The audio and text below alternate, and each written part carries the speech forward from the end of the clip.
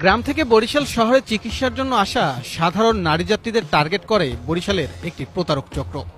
নগরীর নথুল্লাবাদ এলাকায় এসে কোনো নারী যদি এই চক্রের রিকশা উঠে তবেই তাদেরকে ফাঁসানো হয় এক অভিনব প্রতারণার জালে। চক্রের বাকি সদস্যরা নির্ধারিত স্থানে ওত পেতে থাকে চক্রের রিকশা চালক সদস্যের জন্য। পরিকল্পনা অনুযায়ী যাত্রী নিয়ে রিকশা গন্তব্যস্থলে যাওয়ার পথে রাস্তার মধ্যে 10 টাকার নোটে মোড়ানো কিছু একটা ফেলে চলে যায় প্রতারক চক্রের অপর সদস্য।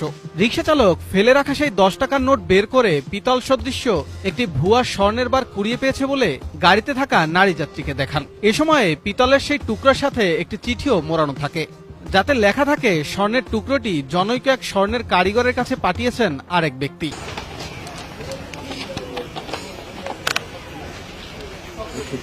দেখেন তো কি লেখছে।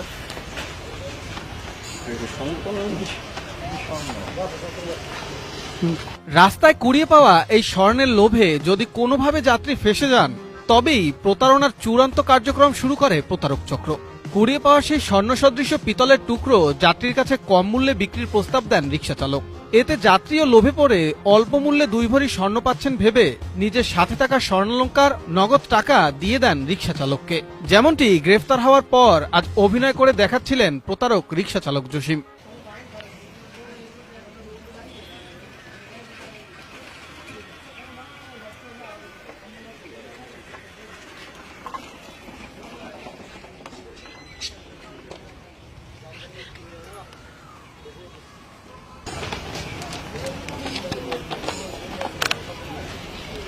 ঠিকানা বলছে, দেখেন তো কি লেখছে।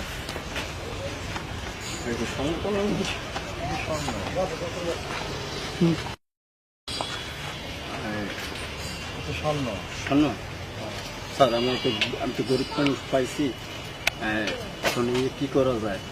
আমি তো মেসে থাকি, আমি যদি মেসে নিয়ে যাই আমার কি গাড়ির মালিক কি দেবে আমার টাকা? পাঙ্কু পাই, এখন কি করবো বলেন স্যার? আমাকে আমার একটা গাড়ি বানিয়ে টাকা দিতে পারবেন? কত টাকা তো আমার কাছে? তা কত আছে? আছে 1000 নয়। 1000 নয়? যদি পরবর্তীতে দেখা হয় আমার খুশি করবেন, তাহলে আপনাকে দিয়ে যায়। কেউ জানলেও না শুনলেও না। কোনো সমস্যা হবে না তো? না, কোনো সমস্যা হবে না। ঠিক আছে, আমার গাড়ি ভাড়া দিবেন? গাড়ি ভাড়া আপনি 100 টাকা নিয়ে যান, বা 100 টাকা বা 500 টাকা নিয়ে যান।